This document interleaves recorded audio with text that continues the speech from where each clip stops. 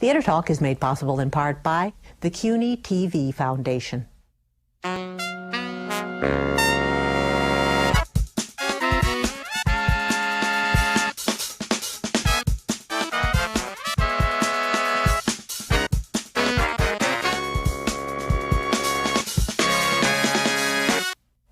From New York City, this is Theater Talk. I'm the show's producer, Susan Haskins. And I'm Michael Riedel of the New York Post.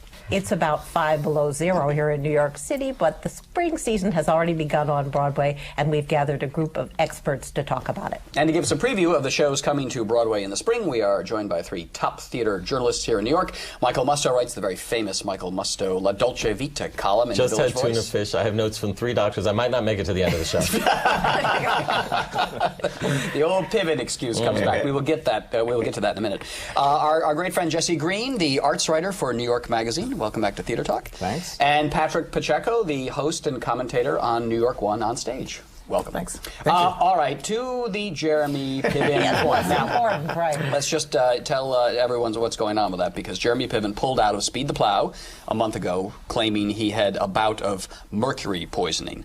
This is a story, Michael, that will not die. I mean, he was well, thanks to you, just the Michael. other week, he was on Good Morning America talking about mercury poisoning to, what's her name? Diane Sawyer. To Diane And Sawyer. how did he make it onto that show? And how did he look so good at the Golden Globes? But look, if somebody says they're sick, I will buy it. More shady, I think, is the fact that while Norbert Leo Boots was subbing for Piven, there was a huge picture still outside the theater of Jeremy Piven, because he sells tickets. Exactly. Okay, they didn't take it down. They just took it down the other day, I saw, for William H. Macy. Jesse, why do you think this story keeps going and going? I mean, I just got a call from Entertainment Tonight to comment on Jeremy Piven. It doesn't Well, that's add up. totally inexplicable why they called you. Thank you. But the story itself, I think there's a general anxiety on Broadway right now about what is the place of Hollywood stars in the theater, if any. We've had an interesting season where some producers seem to be getting the formula right, finally. Some of these shows have paid off. And indeed, we should say with Speed the Plow, they were 1 week from recoupment Yes. before Jeremy Piven came down with mercury poisoning. And several of the other dramas that you might not expect to do well have done well with very careful casting of people who actually can play the roles. That's helpful. Or stay in them. Well, Piven was and great. stay in them. Piven was great. Yeah. Yes, that's my point. But we're negotiating this deal with Hollywood actors and how we should be using them in Broadway shows, and I think it's getting better. And I think the fact that that show was about to recoup and then he apparently blew it off is causing a lot of anger. Yeah. The show has been recast now with William H. Macy, a good friend of David Mamet's. Do you think the show can survive at the box office with Macy? Is he the draw that Piven was? I don't think he's the draw that Piven was, but I think if they were a week away from recouping, I don't think they're that far away from it. And the thing about Piven, too, is that he grew up in a Chicago theater family. His father was this is close nothing friends new. with David Mamet. Right. Yeah. This is nothing new to him in terms of the discipline of it. I think it comes at a bad time, or a dicey time in his career, where his career is really taking off with Entourage, and then this brings in all kinds of problems, and perhaps that played into it as Michael, well. you're the expert on broken careers and showbiz. Does this hurt Jeremy Piven at all this talk about him, pulling out for these weird reasons of a play? It does, because there's a lot of skepticism around it. And I actually heard from an L.A. casting source that he's so disliked in the business, even before this all happened, that they don't think he'll ever work again in L.A. after Entourage. If he comes back to New York, we're not throwing him any kind of parade either. No. So he could just play Ari forever. And this guy is so spoiled. Even if he was sick with mercury poisoning, it's just... I'm not going to take care of myself. Apparently, he went out a lot. I'm more for the Patty LuPone school, where the other night in the middle of Rose's turn, she just screamed at somebody taking a picture. Went on stage, came back, and finished Rose's turn. And keep it going. But I don't agree with you. I thought Jeremy Piven was looking kind of peaked at the Golden Globes, and I felt kind of sad for him. He had just had sushi again. Yes, he's feeling, That's right. He never learns. Remember, years ago we had Brian Dennehy on the show who said that they treat you in Hollywood like you're 4 years old, and that's very corrupting to the psyche, and clearly... And he eats whatever he wants, and he looks great. Yeah. But on the other hand, we have had this season and are going to have in the coming season a lot of people who are susceptible to mercury poisoning. No, quite the opposite. If anyone is indeed susceptible to mercury poisoning, people who are professionals do know how to act and do seem to know how to do stage performances 8 times a week, and perhaps carry a lot of these serious plays that are coming in at a time when people are worried about whether any show can make it. For example, among these series plays with big stars, what are you most excited about? Oh, excited about? Oh, I'm out. No. There's a lot of. We've got Hedda Gabler about to open with Mary Louise Parker. We have God of Carnage, which was just announced with James Gandolfini and Marcia Gay Harden and Jeff Daniels, and 33 Variations with Jane Fonda. Well, let's break him down for a minute. God of Carnage. It's a play by Yasmina Reza, who made a pile of money a few years ago with a play called Art. Do we know anything about it? I know that Ray Fiennes played it in London, and it did very well in London. And it's a real stemwinder. I think it's about a kid that gets in a fight, right? Kids at school, and these are the parents of the two fighters. Right, and then they get involved into it. And I think somebody ends up getting choked, or, But they start getting into the it's Yasmina Reza land, though, isn't it? Sort of a upper middle class, elegant, Parisian, sophisticated Which is why people. James Gandolfini is Well, that's what I was going to ask you. When you think of bourgeois Parisian types, do you think of James Gandolfini? I think this season, because of the recession, which I just hate talking about, it's so boring and blasé, they're taking any star, especially with Jeremy Piven gone. Every one of these shows we mentioned has major stars. I mean, and Susan Sarandon and Jeffrey Rush are coming. I have a list and list of Joan Allen and Jeremy Irons. It's a season of star power. Either they're going to be very safe musical revivals or major Academy Award-winning types who will sell tickets whether they're right for the part or not. Well, that's interesting because we saw, of course, with Katie Holmes this past season. Right. That show did. All My Sons, the Arthur All Miller My Sons did turn a profit. Yeah. And the clever thing about it was they gave her a part where she couldn't really ruin the play. Despite the fact that, as has been often mentioned on this very show, She can't act. So But she wore the costumes beautifully. Yes. So I'm looking forward to more super big stars in small, undangerous roles in serious plays, like Miley Cyrus as a parlor maid in The Wild Duck. But I think if you have a big star, it has to be a big star in the right vehicle. Right. Nobody wanted to see Kelsey Grammer in Macbeth. That was a total box office bust. And I think Angela Lansbury in Blythe Spirit is going to draw a lot better than she drew for Deuce. Yeah, does it sound like a better fit to you, Michael, Angela Lansbury and Noel Coward than in the Terrence Blythe McNally? Spirit is about as safe as you can get. The 65 and over crowd is getting all ready and dolled up to see this one. This is a recession play. Let's drag it out. It entertained the British people after that war. So I'm amazed that Angela wants to even come back to Broadway after Deuce, which was a disgraceful vehicle for her and Marion Seldes, though they both rose above it with aplomb. They acquitted themselves, Blythe Spirit, does it have any currency anymore? I mean, it's one of Noel Coward's top tour plays. Yeah. Not all the choices are safe choices this season. I mean, we keep talking about the dull recession economy of Broadway, and it is terrible and all that, but another way to look at it is that with more theaters open, there's more room for smaller, risky a very risky one, I think, and I saw it in Sydney, Australia. It's an Australian production. Is the Ionesco play Exit the King with Jeffrey Rush, whom I saw in Australia, and he was just brilliant. Susan Sarandon, I didn't see her; she's new to the production. But I mean, an Ionesco play in this market, is there people want to see it? It has the potential to be a snob hit, but no, I don't think Ionesco draws the American audience as much as Noel Coward. But might, and that's the thing that I'm interested in: how some producers are just figuring out how to get in, get out, just the right amount of time, make a buck. Right. Maybe not make millions, but make enough to keep going, and that's what we need. We need more of that. That's true. We have this formula now, Michael, of limited run plays. 16 weeks, 2 big stars, everybody shares in the profits. Make a killing and run. Yeah. Not even a killing, but at least don't get killed. Yeah. Well, Ionesco, I think, is so passé at this point. It's not even absurdist. It's just kind of like, oh, that's nice. They're turning chairs upside down. But this particular play, Exit the King, is about a megalomaniacal leader. We already have Will Ferrell as George W. Bush. This is redundant. But it's part of a scheme to bring back absurdism because Nathan Lane,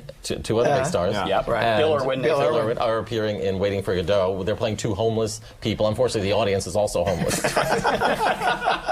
But if you're talking about a market for snob hits, it's a crowded market. It is. We haven't even mentioned Mary Stewart, which is probably the snob appeal show. Which is basically a female Frost Nixon. The Schiller play, directed by Philip Deloitte, and it stars Janet McTeer, who won a Tony Award for A Hedda Gabler several years ago, and Harriet Walter, who's a wonderful... For Doll's House. Doll's House. Yes. All right, the question then, Patrick, is the general feeling on Broadway has been every season you can have one snob hit. You can have the History Boys, and you can make a lot of money on it. 6 snob hits? No. Does the market support them? No, I think that's what's truer in this kind of economy than ever, is that you're going to become much more competitive for that ticket. People that generally would see 3 plays a season will see 1. And I think that's going to be across the board. That's going to affect the big musicals as well. They're going to see Billy Elliot and maybe not see Shrek.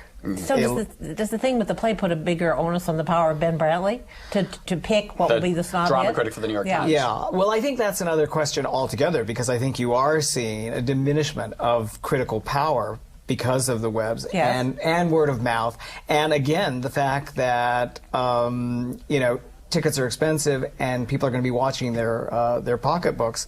They're going to go a lot more by word of mouth and what their neighbors say and what they read on the blogs and the other ways that they assess whether they're going to go to something or not. Just a contrarian point. I'm not sure that you're wrong, as I usually am.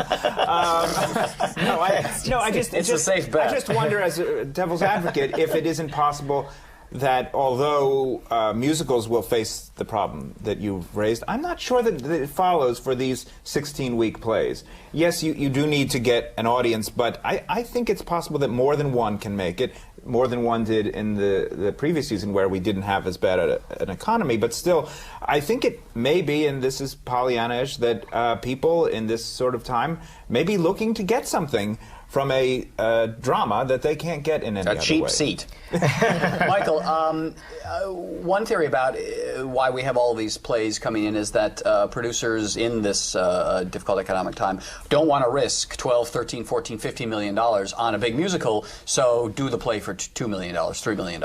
And also, the tourist audience is really no longer here, so you got to bring the New Yorkers back to the theater, and they generally want more serious fare than, tourists from Asia. That's all true, and some of these Oscar winners are not going to make themselves available for more than 16 weeks. They actually do have movies. This is something they do in between movies for prestige.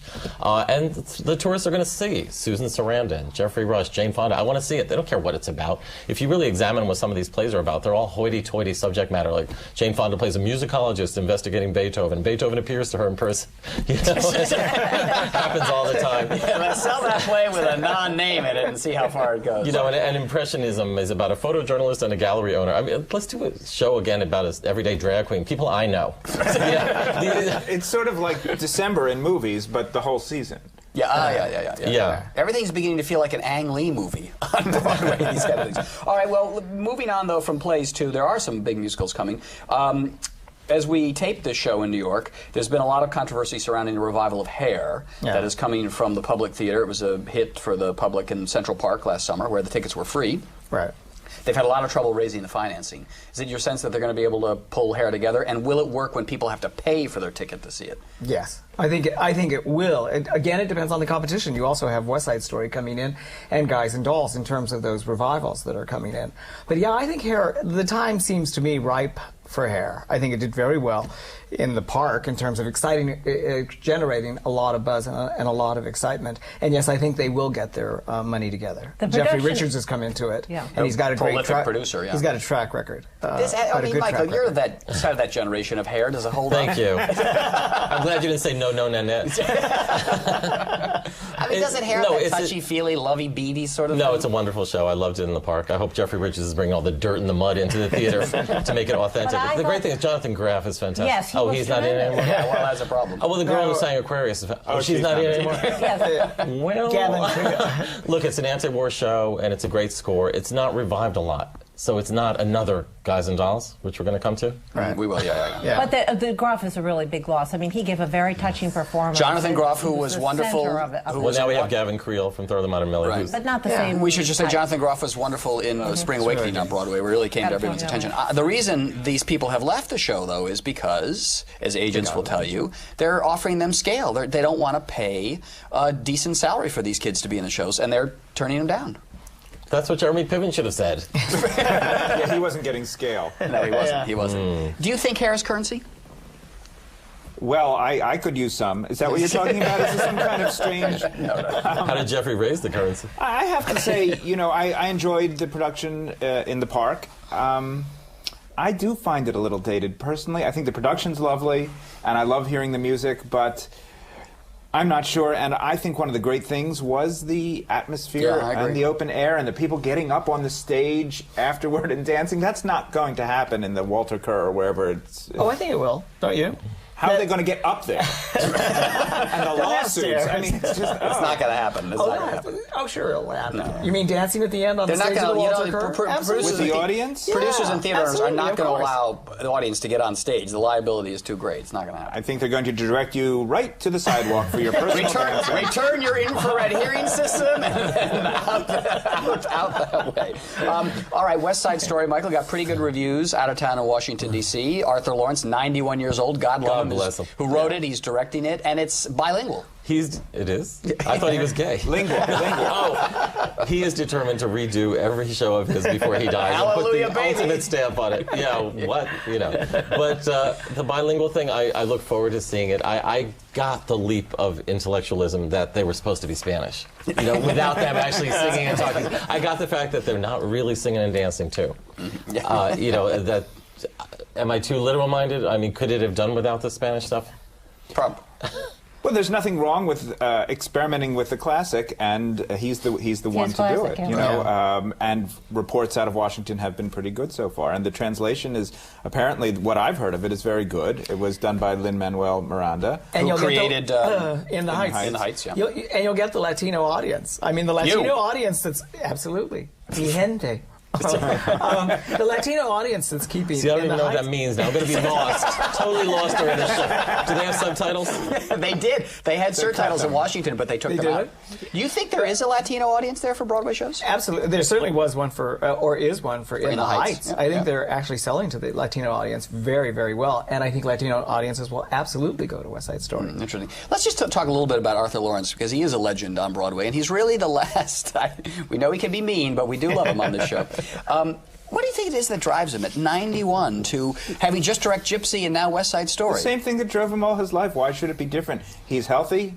He's skiing in Switzerland He's as off we with speak. Hal Prince for 2 weeks of skiing, unreachable, as I've tried. Yes, so did I. Yeah. No, that's kind of inspiring, don't you think? I mean, why should there be any diminution in his ego? For instance, you know, he wants to stake a claim now, just like he did 50 years ago.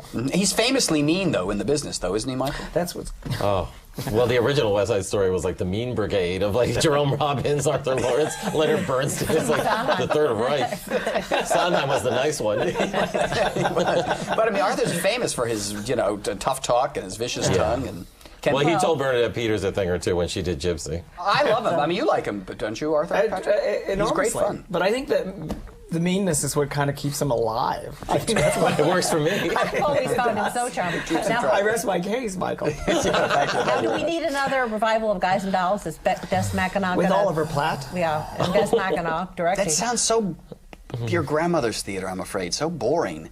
Guys and Dolls. It's doesn't always it? been a hit, though, right? Isn't it revived like every 12 years, Jesse? Next to Gypsy, it's the most revived. Is it really? Is that true? Yeah. Yeah, Well, it's a comes along perfect all the show. time. It's just a is a gorgeous, great wonderful show with great characters. But there was the ultimate production of it, not the all-black version, which was okay in the 70s. Remember that? Yeah. With I Robert Guillaume. remember. But the Faith Prince, Nathan Lane version, was it the 80s or the 90s? It's all a blur. Yeah, It is a which blur. It was when the Nathan early Lane 90s. became a I big think it was star out of that. 94 or Well, something It was like that. spectacularly well cast and could not have been improved upon. Yeah, I don't know why they keep bringing it back, but a lot of things that we're talking about are going to be a surprise. The things that we think are going to be a hit are just going to be Well, that's the way the game also always works. runs, and something may just pop out. Maybe this will be a groundbreaking role for Oliver Platt. And now we still have the old commercial, let's make the musical based on the movie to deal with. We've had a whole bunch of those all these past few years, but we've got maybe one left we have to get through, 9 to 5. Any excitement being generated by that? Hey, let's not forget a lot of those worked. A lot of those musicals made from movies did fine, and some of them were quite good as well. 9 to 5, I saw it a year and a half ago in workship. It was a lot of fun. I don't know what's happened to it since then. Did you see it in L.A.? You saw it in I Los did. Angeles. And I did see it. What's in your LA. verdict? I think it's perfectly fine. I think it's well directed. It's very well cast. It features a terrific performance. By Dolly Parton? Allison Janney. Only when the Allison set Janney. breaks. Right, that's right. That's right. Allison Janney. Again, in this economic climate, competing for the dollars, it may have a tough time, but it's a good, workmanlike project. Do you Workman like that's inspiring? That makes you want to go see it, right, Michael? I wish Dolly was in it. I mean, that would just certify it That as a would be smash. something, They yeah. should make the set break every night, so she'd have to come out and entertain the audience. I just hope we're not going to lead up to Tootsie the musical. Are they going to make a musical out of every movie ever I made? think that's Yes. the Yes, first one. yes. Actually, Tootsie the musical sounds good. Yes, they will. They will. Why They will. not? They will. Well, I mean, they As will long as it until the works. things really don't work. Well, there is one totally original musical on Broadway this season, and I see everyone talking about it. Story of my life. The story of my life. All right, Addie, what is it? See? Even our preeminent theater journalist doesn't know what we're talking can't. about. I don't even know what it is. I What looked is it up. It's with Malcolm Getz and Will Chase, and the description is it's a story of relationships with people. Which is good to know. It's not a dog show. It's not It's not a Equus. Jennifer It's Aniston movie. It's not Equus, is what And they're it's telling me. directed It's the by ultimate Richard Maltby, recession yeah. musical. Yeah. Yeah, Richard Maltby directed. It's a minimal show. I think only 2 actors. Only 2 New actors. songwriters. First time. That scares me. Glory days. And Close it Oh, one but there were night. 4 actors in that. This is totally different. okay, it's a cost cutter. And there's another new musical at Lincoln Center, Happiness, with lyrics by John Weidman, and the Grey Gardens team have written it. Yeah. What do we know about that? Just that it's been in workshop, and it sounds promising. It's That's not about New based on the Todd Yorkers Solondz on a movie. subway. And it's not, it's not based on the Todd Solondz movie. What's it about? New Yorkers on a subway in unusual circumstances. I don't know. I assume when it's a the blackout. Metro card goes up to $3. It's very dramatic. So you're right, Patrick. It's all going to be a surprise. We just don't know. What always is. what are the news stories we're going to be writing about? We just have a few minutes left. I mean, are we still going to be harping on the economy? Are we going to be watching every show to see if it can survive in this economic climate? Is that Absolutely. That's driving the stories of the theater. Yes, because really the problem isn't so much this spring. Many of the houses have filled up from Yep. the shows that closed. There's only 5 left unbooked, and many of them are spoken for, not yet signed. It's really what this is all going to say for the fall. That's when I think everybody feels concerned it's going to collapse. Yeah. Yeah. And for the absolutely. theater in general, where they're taking no risks, I disagree nurturing with very that. few new artists, Yeah, and I- it's just, it just seems to me to be, Why do you disagree with that? yeah. Well, I think they're not taking risks with the leading players on Broadway dramas because they You simply can't. Yeah, it's ridiculous to do. But there weren't many years in the history of the theater where you could. I'm sure in ancient Rome, Susan Sarandon had to be called in if they wanted to do something. I mean that. She's not that old. I mean rest with new writers.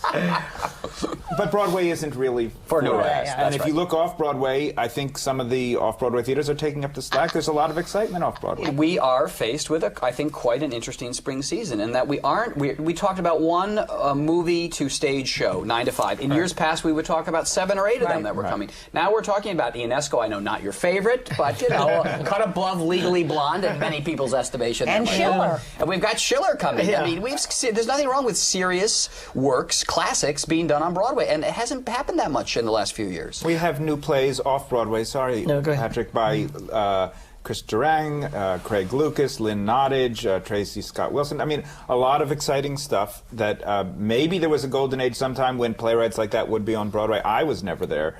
And at least New Yorkers will get to see them. And maybe off-Broadway will get more because of the tickets are The cheaper. tickets are cheaper. And you might see a play like Becky Shaw. Yeah, By Gina yeah. Gianfrido. I don't know how to... Second exactly- stage, yeah. Yeah, a new, female playwright possibly transferring. And you've got Cripple of Inishman as well, possibly. So you've got a lot of... The economic situation looks grim because we're coming off of such a boom time. I mean, I remember the early 80s when half of the theaters were dark. We're not facing that. And we're by being any sold means. off. And being sold off. It was always known as the fabulous invalid. We just haven't been using that term. So But Michael, with often all these the past serious years. classic plays, what's a good old show queen to do? Are you talking about yourself, Michael, given that scarf? Just the star power alone is going to dazzle the media. I mean, people are going to be just in rapture over Jane Fonda, even if it isn't any good. Look at Katie Holmes and the excitement that she brought by not being that good. Jane Fonda hasn't been on Broadway in 46 years. We have so many stars. Matthew Broderick is coming, and The Philanthropist. What is that? I don't know, but he's off in his story. It's a take on more, He's yeah. erratic. I mean, you have the producers, then you have Taller Than a Dwarf. You never know what you get with him. But It's true, it's true. It's star upon star this year, and I think the press will build up a lot of glamour and excitement And around is there that. any sense, any possibility of bad behaving stars, any sort of Jeremy Piven kind Well, of all feats the new going on? contracts do include a non-sushi clause. So we've come full circle. We should just say, Jeremy Piven, we hope you're feeling better. Yes, feel better. All right, Patrick Pacheco. That was so sincere. Patrick Pacheco from New York One on Stage, Michael Musto from The Village Voice, and Jesse Jesse Green from New York Magazine. Congratulations on the gypsy robe, by the way. Coat of many colors, a scarf of many colors. Jeremy Piven was supposed to be on this He was show. wearing this scarf. He was going to wear this. We're getting his leftovers. That's true. Yeah, Jeremy Piven, we should say to Jeremy, if you're watching, you blew us off the last time, but open invitation. I feel like Norbert Leo Booth subbing for him. Butts. Whatever. All I feel right, like a gentlemen, sub. good night and thank you. I see it happen time and time again, not just with marginal performers, but with stars. They go to Hollywood, they make a lot of money, and they get offered a lot of money, and that's what they do.